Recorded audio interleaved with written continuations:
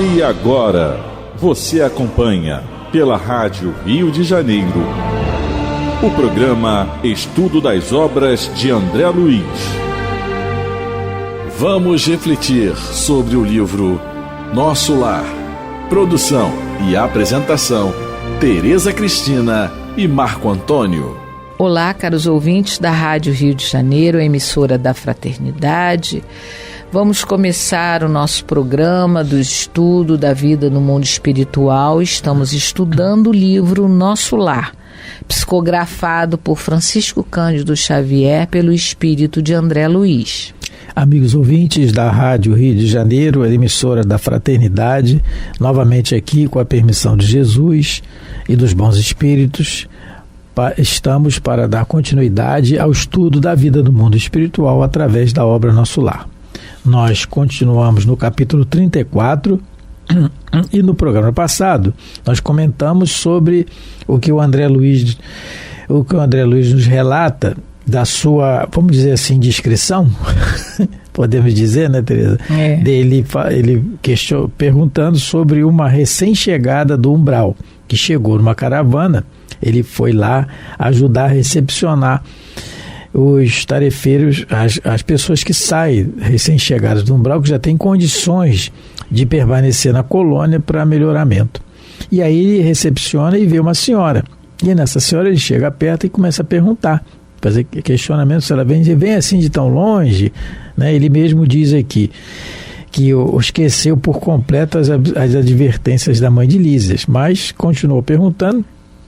E ela vai e responde a ele que foi na terra uma mulher de bons costumes, que fez a caridade, mas que por causa de Satanás ela sofreu muito. E nós comentamos sobre isso, a questão de colocarmos a culpa em espíritos do nosso sofrimento de modo geral, colocarmos a culpa em espíritos inferiores. Hoje trocamos o nome muitas vezes de Satanás para obsessor. Comentamos sobre isso. E falamos também da questão de que, como ela se dizia, né, ela vai ser religiosa, e comentamos sobre, e sofreu tanto, nós comentamos na questão que está no Evangelho, daqueles que Allan Kardec coloca, nem todos os que dizem Senhor, Senhor, entrarão no reino dos céus. Comentamos sobre isso no capítulo 18 do Evangelho segundo o Espiritismo. E falamos também do conhecimento que muitos de nós temos da vida espiritual, e de que se isso nos salvaria de alguma situação penosa no futuro. Lemos a pergunta de número 925 do Livro dos Espíritos, 982 do Livro dos Espíritos, em que os espíritos respondem a Kardec que o conhecimento vale muito, sim, mas que o que vale com certeza, o que define a nossa sorte na vida futura é o comportamento moral, seja que religião for. Tereza comentou sobre isso no livro Obreiros da Vida Eterna, também da psicografia de Chico e ditado por André Luiz. E agora nós vamos continuar no parágrafo 11º.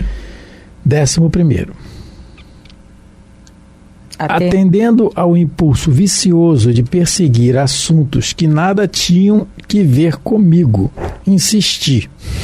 A gente comenta lá no centro sobre isso, que atender a impulso vicioso de perseguir assunto que nada tem a ver com você, o nome disso ligeiramente se fala é fofoca, como a gente fala. Mas graças a Deus ele perguntou e a gente está sabendo muita coisa por isso também, né? Allan Kardec, no Livro dos Espíritos, na pergunta 903, ele questiona se é errado estudar os defeitos dos outros. Então, se é errado ficar fazendo perguntas, observando o comportamento dos outros. E a resposta é a seguinte: se é para divulgação e crítica, há grande erro, porque é faltar com a caridade. Porém, se a análise resultar em seu proveito pessoal, evitando-os para si mesmo, isso pode algumas vezes ser útil, porque a gente pode aprender com os erros dos outros, sim, Apesar que o problema aqui do André Luiz, como ele diz aqui, ele impulso vicioso de perseguir assuntos que nada tinha a ver com ele. Então ele era curioso, ele queria saber do comportamento das pessoas, ele está querendo saber o que aconteceu aqui com essa senhora, por que ela está falando, né, tá tendo aquele discurso de purgatório, inferno, Satanás. A diferença, né, Tereza, tá no meio da resposta que você, da pergunta 903, né, que ele diz assim: tratais, pois, de possuir as qualidades opostas aos defeitos que criticais do vosso semelhante. Não, então, ele fala antes disso, mas é preciso não esquecer que a indulgência com os defeitos dos outros é uma das virtudes contidas na caridade. Antes de censurar os outros pelas imperfeições, antes de censurar os outros pelas imperfeições, vede se não se pode dizer o mesmo de vós. Empenhai-vos em ter as qualidades opostas aos defeitos que criticais nos outros. Esse é o meio de vos tornardes superiores. Se os censurais por serem mesquinhos, sede generosos. Por serem orgulhosos, sede humilde e modestos. Por serem duros, sede dóceis. Por agirem na baixeza, sede grandes em todas as ações. Em uma palavra, fazei de maneira que não se possa aplicar a vós essas palavras de Jesus. Veem um cisco no olho do seu vizinho e não vê uma trave que é muito maior no seu. Então, Kardec, os espíritos disseram a Kardec, nos ensinam que nós, se a gente tem esse hábito de ficar observando o defeito do outro, que use isso em proveito próprio, tentando modificar o próprio comportamento. E uma técnica que eles ensinam é essa. Se você acha, né, que a pessoa é muito orgulhosa, então vá você ser humilde. Acha que a pessoa é muito endurecida, vai ser fraterno, vai ser mais dócil, não é? E a psicologia, mesmo a psicologia transpessoal, ela diz para todos nós que a gente só reconhece no outro aquilo que ainda é muito forte dentro da gente. É a tal da ressonância, não é? Que existe como lei, que você, quando observa muito uma coisa no outro, é porque você tem isso ainda dentro de você também. É que, de alguma maneira, você prefere negar, ou às vezes não consegue nem enxergar isso que você traz dentro de você. E por isso, o tempo todo, você vendo no outro os defeitos dele. Então, o André Luiz aqui, ele está agindo de uma maneira errada, porque o interesse dele não é, infelizmente aqui, como ele está narrando para a gente, não é para ajudar a senhora. Ele está na curiosidade mesmo, porque é um vício que, como ele mesmo disse, ele trouxe da terra. O vício de colocar aqueles ares de fraternidade, mas o que ele quer mesmo é fazer a fofoca. Tem muita gente que tem esse comportamento e a gente deve ter cuidado com isso nos nossos dias. Tem pessoas altamente manipuladoras e com interesses outros, que elas colocam uma aparência, como ele diz aqui, de preocupação, de interesse, e querem, fazem perguntas, como diz meu irmão, é um chá de vomitório na pessoa, para poder depois manipular. Então a gente tem que ter muito cuidado com esse tipo de comportamento que muitas pessoas têm, de querer saber tudo da nossa vida, porque o André Luiz está aqui, está querendo saber tudo que aconteceu com a senhora, de onde ela veio, o que aconteceu, e ele vai continuar o questionamento. A gente vai ver agora na continuidade da leitura do capítulo. Como são interessantes as suas observações, mas não procurou saber as razões de sua demora naquelas paragens? Absolutamente não, respondeu, persignando-se. Então a gente vê aí que o hábito, de se persignar, que continua. Mais um detalhe que a gente atenta para a continuidade dos hábitos e costumes que temos. Mais uma vez dizendo, a morte não nos muda em nada, absolutamente nada. O nosso comportamento continua o mesmo. Por isso é que muitos de nós sofremos ao desencarnarmos, porque ao estarmos no corpo, nós botamos uma máscara que engana a nós mesmos, muitas vezes. Mas ao desencarnarmos, não temos mais esse corpo somático, esse arcabouço que tampa a realidade da nossa alma, do nosso espírito. Então mostramos aquilo que nós somos, para nós mesmos. E muitas vezes vamos nos surpreender na medida que vamos achar que somos vítimas de algum demônio, de algum obsessor. Porque não paramos enquanto estávamos encarnados para uma reflexão, um autoconhecimento. O conhecimento de si mesmo, que é a chave de tudo, que é aquilo que os espíritos nos recomendam para o nosso progresso real, o progresso moral. O que é o autoconhecimento? É aquilo que eu realmente reconheço do que eu errei, daquilo que eu estou repetindo muitas vezes, o erro. E esse erro, às vezes, são repetições de várias existências. Então, esses hábitos, essas exterioridades, elas continuam, porque elas refletem aquilo que ainda nós somos por dentro, né? E ela continua assim. Como lhe disse, enquanto estive na Terra, fiz o possível para ser uma boa religiosa. Sabe o Senhor que ninguém está livre de pecar. Existe uma visão equivocada para todos nós da palavra pecado, da questão religiosa, de ser um bom religioso. O que é ser um bom religioso? Para muitos de nós, pelo menos para mim, até conhecer a doutrina espírita, para mim ser uma boa religiosa, eu tinha que principalmente cumprir as leis da igreja. Eu tinha que frequentar todos os rituais, ter todos os sacramentos, eu tinha que, pelo menos, ir à missa. Não estou falando isso em crítica, mas estou colocando porque era a minha experiência, estou falando de mim. Então, eu achava isso, que se eu cumprisse rituais, eu estava sendo uma boa religiosa.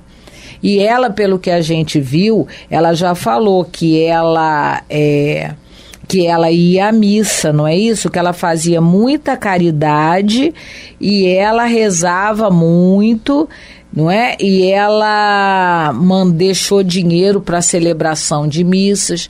Então, ela entendia que uma boa religiosa é aquela que cumpre os rituais e as práticas exteriores da sua crença. Nós, os espíritas, nós temos que ter essa visão um pouco mais dilatada. A gente precisa compreender melhor a diferença entre religião e religiosidade. O que o espírita precisa desenvolver em si é a sua religiosidade, é a sua comunhão com Deus, com os bons espíritos e com Jesus. E como é que essa comunhão se dá? Essa comunhão se dá através de um melhor comportamento, não é? A gente tem um roteiro para isso no Evangelho, no capítulo 17, no item 3. O homem de bem. Para ser um bom religioso, um bom espírita, um bom cristão, porque não é, o verdadeiro espírita é também um cristão verdadeiro. Ainda imperfeito, mas sim. Porque não pode ser espírita aquele que não acredita em Jesus Cristo, na sua mensagem. Esse se diz não acreditar em Jesus, ele não pode ser espírita. Então, no Evangelho, no capítulo 17, no item 3, Allan Kardec vai discorrer sobre o homem de bem.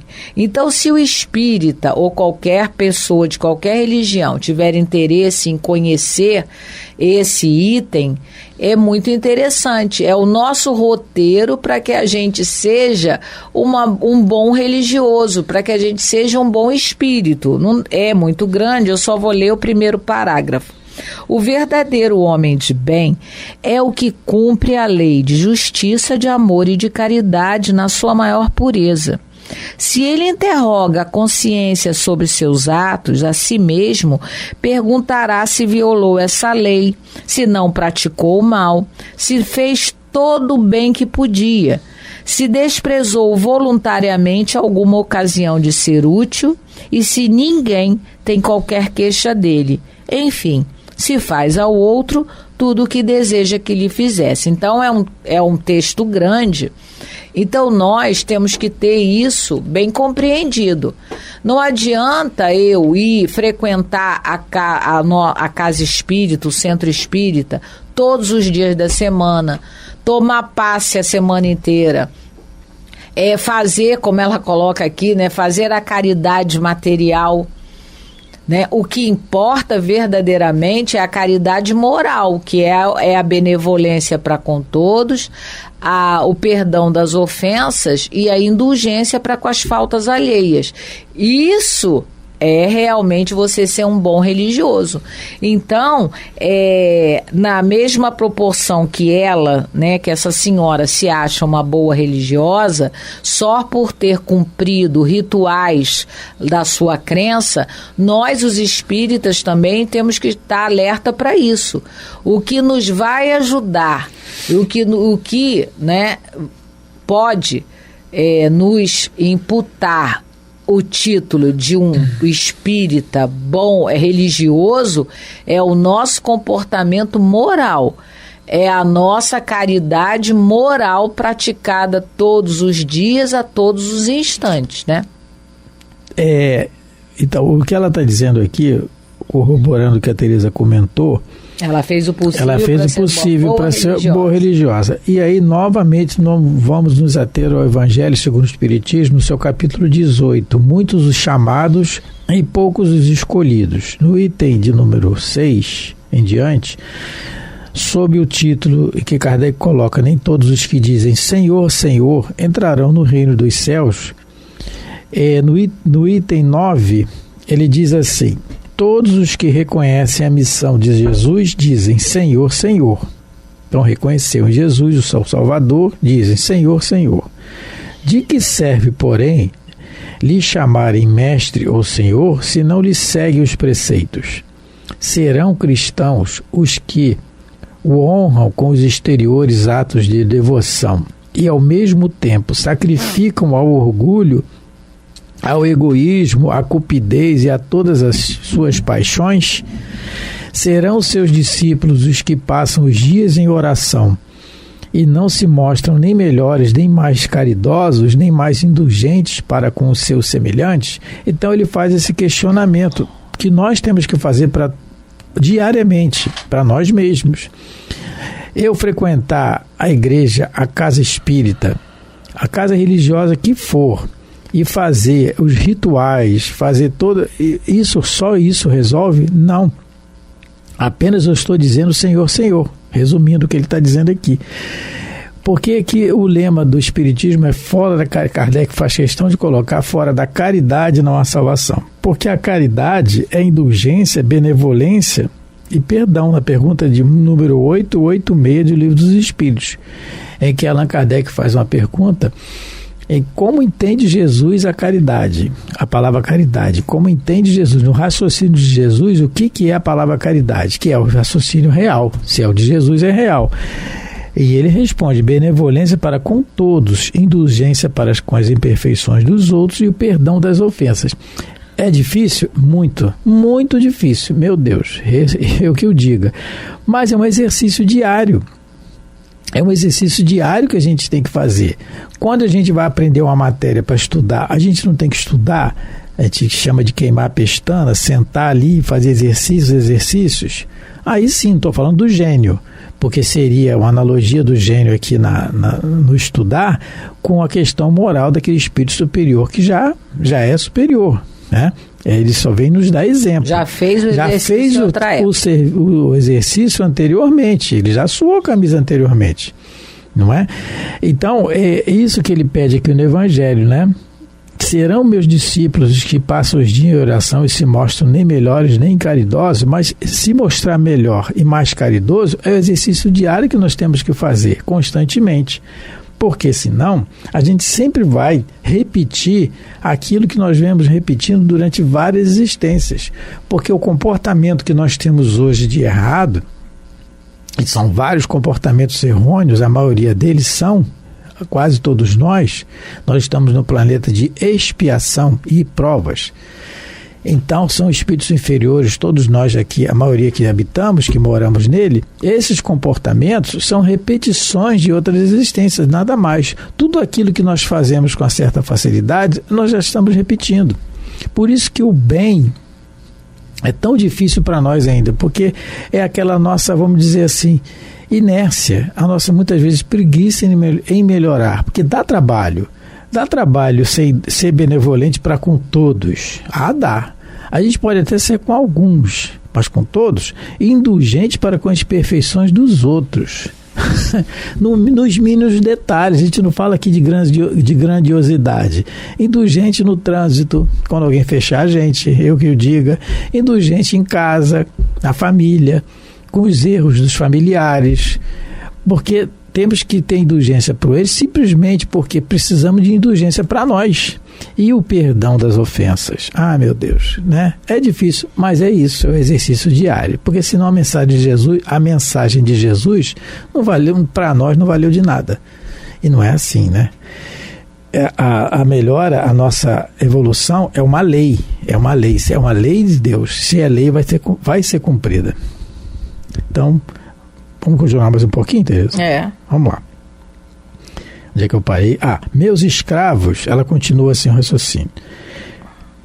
Ela fala assim, sabe o Senhor que ninguém está livre de pecar. Ela está certa, ninguém está livre de errar, porque a palavra pecado aqui tomou uma conotação muito, né, vamos dizer assim, nós demos essa conotação durante os séculos aí, que nós distorcemos o cristianismo primitivo e fizemos dele uma religião assim, né, vamos dizer, tanto quanto sectarista e outros adjetivos que a gente pode colocar. Nós fizemos isso. E colocamos a palavra pecado num modo muito assim, muito errado. A Joana de Ângeles nos ensina, o espírito Joana de Ângeles nos ensina que nós deveríamos trocar essa palavra por responsabilidade. Então, a gente tem que dizer assim, sabe o Senhor que ninguém está livre das suas responsabilidades. De ser irresponsável. Porque todo mundo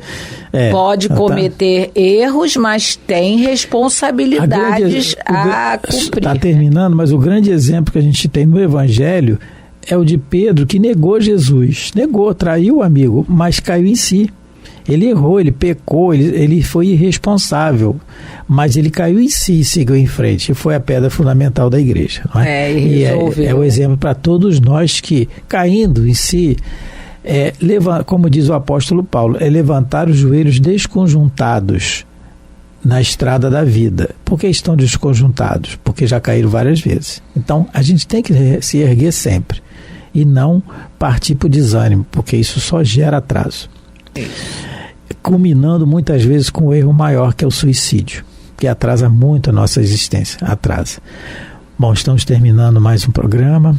A gente sempre lembrando que não lemos nenhum parágrafo, mas sempre lembrando que nós estamos estudando, né, não somente lendo, e se faz necessário o comentário do raciocínio em cima daquilo que os espíritos escreveram para nós. Muito obrigado, então, pela atenção, pelo carinho, pela paciência de nos ouvir. Fiquem com Deus. Muita paz a todos, a paz de Jesus, lembrando sempre, né, que essa é a paz verdadeira, a paz que pode nos equilibrar na nossa vida, nos ajudar na nossa caminhada. Deus abençoe vossos lares Vamos mandar um abraço hoje para o nosso amigo Jorge Simões, para seu Nilton Gouveia, seu Nilton, e todos aqueles que têm a paciência e a caridade de nos ouvir, não é? Muita paz. Fiquem com Deus. A Rádio Rio de Janeiro apresentou o programa Estudo das Obras de André Luiz. Produção e apresentação, Tereza Cristina e Marco Antônio.